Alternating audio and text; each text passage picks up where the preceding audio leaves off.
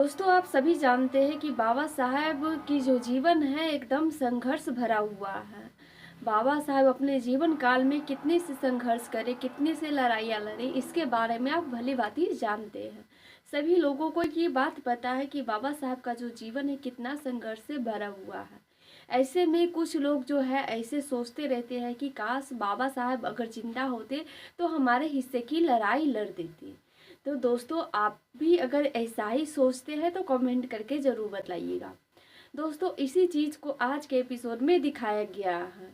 दोस्तों, बाबा साहब हर किसी के लड़ाई लड़ने नहीं आ सकते हैं।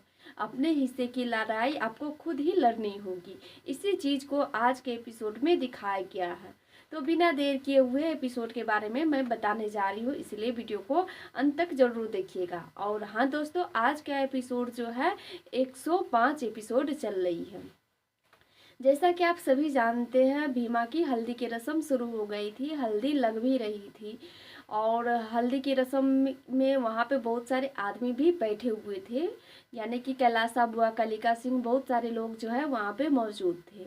हल्दी की रस्म होने के बाद वहाँ पे भीमा उस समय भी वो यही सोच रही थी कि शायद जो उसके साथ हो रहा है वैसा ना होता।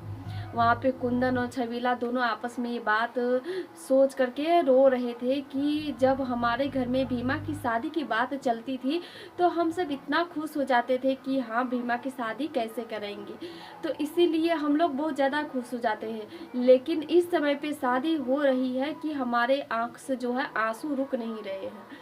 वहीं भीमा को रोते हुए देख करके फुलमतिया भी यही उनसे कह रही थी कि ऐसे शुभ अवसर पे रोना नहीं चाहिए। लड़की रोती कब है? जब उसका विदाई होता है उस समय रोती है, ना कि विदाई से पहले। पहले की जो रस्म होती है उसमें रोना अशुभ माना जाता है, इसीलिए भीमा तुम चुप रहो, मत रो।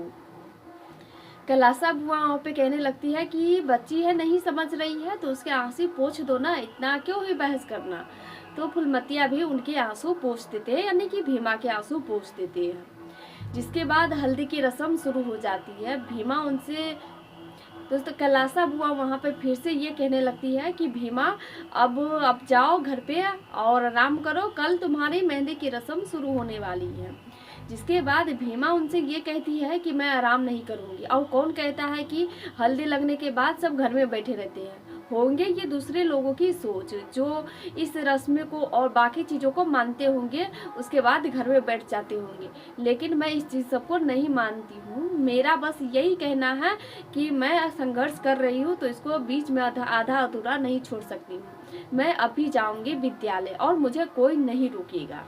वहाँ पे ये सुनने के बाद फुलमतिया, उनकी बहन बिंदिया थी, ये सब ज़्यादा गुस्सा हो जाती है कि इतना सब कुछ हो जाने के बाद भी भीमा जो है अपने जिद पे अड़ी हुई है। वहाँ पे दोस्तों कोई उनको नहीं रोकते हैं। भीमा अपनी जिद पे कहती है कि मैं आज विद्यालय जाऊँगी। कैलाशा बुआ वहाँ पे कहने लगती है कि चलो कोई नहीं, तुम्हें विद्यालय जाना है तो जाओ, परसों तुम्हारी शादी है तो शादी के बाद तो ऐसे भी स्कूल नहीं जा पाओगी, तो जाओ, तुम्हें जाना है। इस 2 दिन में कलेक्टर तो नहीं बन जाओगी। भीमा उनको जवाब देती है कि कैलाशा बुआ, भले ही हम 2 दिन पढ़ाई करके कलेक्टर न बने, लेकिन किस्मत अगर हमें मिले तो मैं उनसे कह सकूंगी कि जब तक मैं संघर्ष करना चाहती थी तब तक मैं तुमसे संघर्ष करके रही, इसीलिए बाद में मैं खुद को दोष नहीं दे सकूंगी। तो इसीलिए कैलाशा बुआ जी, मैं स्कूल जाऊंगी। इतना कह के भीमा जाती है, कपड़ा चेंज करते हैं और वहाँ से उनके सामने ही बाहर निकल जाती है स्कूल जाने के लिए। सब वहाँ पे देखते ही रह जाते हैं, यानी कि उनके जो ससुर जो लगने वाले थे वो भी कह रहे थे कि भीमा आज से तुम्हारी हल्दी की रस्म लग गई, इसके बाद तुम बाहर नहीं जा सकती हो। लेकिन भीमा किसी की बात नहीं मानती है, उनके लिए बस यही सही था कि वो विद्यालय जाए। जब भीमा विद्यालय जाने लगती है तो पीछे पीछे बाबा साहब भी आते हैं। बाबा साहब वहाँ पे हाथ जोड़ करके भीमा से माफ़ी मांग रहे थे। तो दोस्तों, आप लोग सोच रहे होंगे कि आखिर किस लिए भीमा से बाबा साहब माफ़ी मांग रहे थे।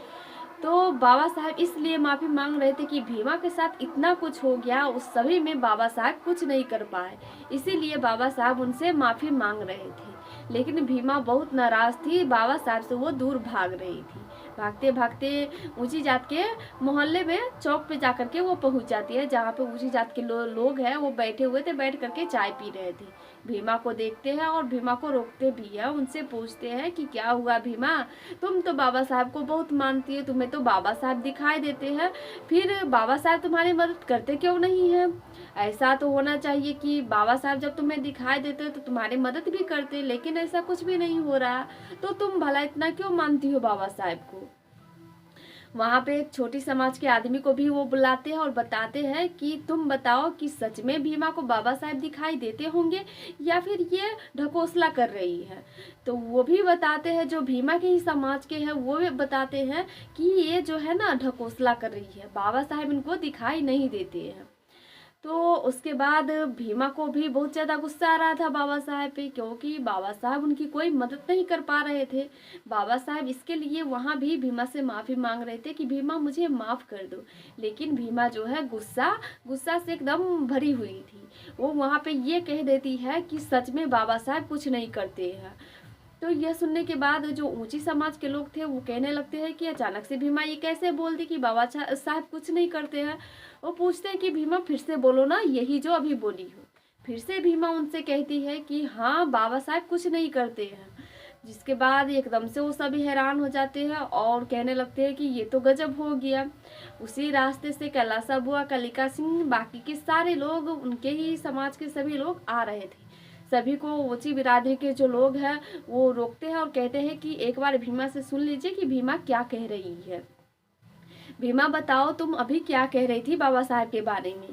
तो भीमा उस समय भी बाबा साहब से नाराज थी, इसीलिए फिर से बोल देती है कि हाँ मैं बाबा साहब को नहीं मानती हूँ, बाबा साहब सचमुच में कोई काम नहीं करते हैं, हमारी मदद नहीं करते हैं।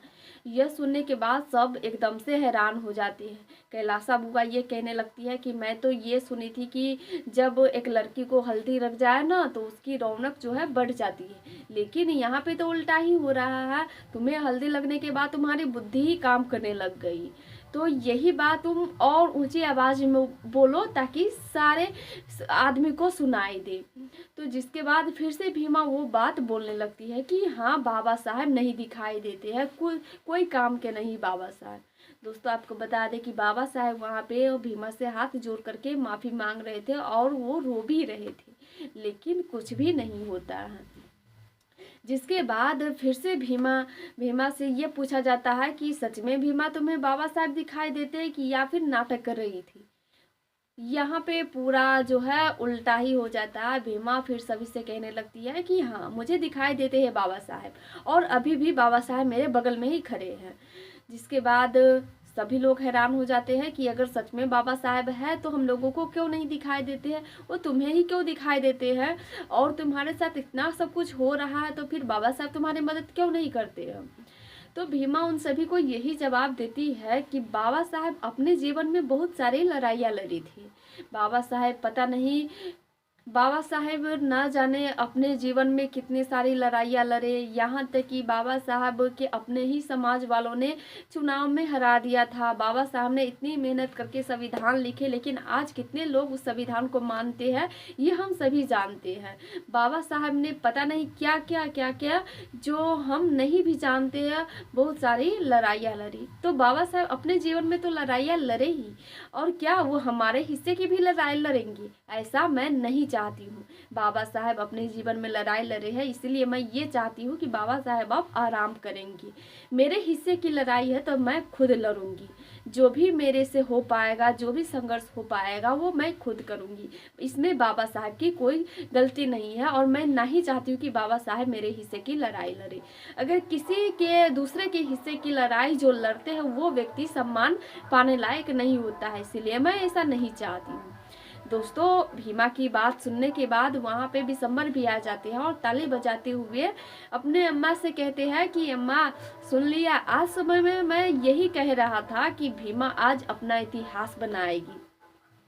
कलिका सिंह कहने लगते हैं कि कौन सा इतिहास बना रही है भीमा, हम लोग को तो दिखाई नहीं देता है, तुम्हें दिखाई देता है तो बताओ।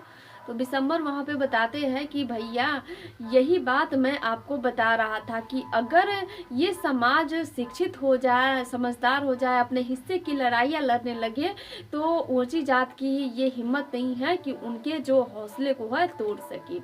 और आपको शायद नहीं दिखाई दे रहा होगा कि यहाँ पे भीमा की जो प्रतिमा भी स्थापित है, कलिका सिंह फिर से कहते हैं कि कौन सी प्रतिमा, हम लोगों को तो दिखाई नहीं दे रही है भीमा की प्रतिमा, तुम्हें दिखाई दे रही है तो तुम बताओ। वहाँ पे बिशंबर बताते हैं कि हाँ भैया, यहाँ पे भीमा की प्रतिमा दिखाई दे रही है और मैं यही चाहता हूँ भविष्य में यही होगा कि इन समाज के लोग जो है सभी शिक्षित हो जाएंगे, अपने हिस्से की लड़ाई लड़ने लगेंगे, तो फिर सभी की जो प्रतिमा है स्थापित हो जाएगी। वहाँ पे कैलासा बुआ ये कहने लगती है कि अगर ऐसा हुआ ना तो फिर हजारों कैलासा बुआ खड़ा हो जाएगी उस प्रतिमा को तोड़ने के लिए। बिशंबर कहते हैं कि अम्मा जब ऐसा होगा ना तब आप उस प्रतिमा के पास पहुँच भी नहीं सकते हैं, ये होगा आपके साथ। तो दोस्तों यही आज के एपिसोड में हुआ है। ये जानकारी आप लोगों को कैसी लगे कमेंट करके ज़रूर बताइएगा। और हाँ दोस्तों, वीडियो अच्छी लगे तो लाइक सब्सक्राइब ज़रूर कीजिएगा और दोस्तों ज़्यादा से ज़्यादा वीडियो को शेयर कीजिएगा ताकि जो लोग भी भीमा एपिसोड देखना चाहते हैं वो देख सकें।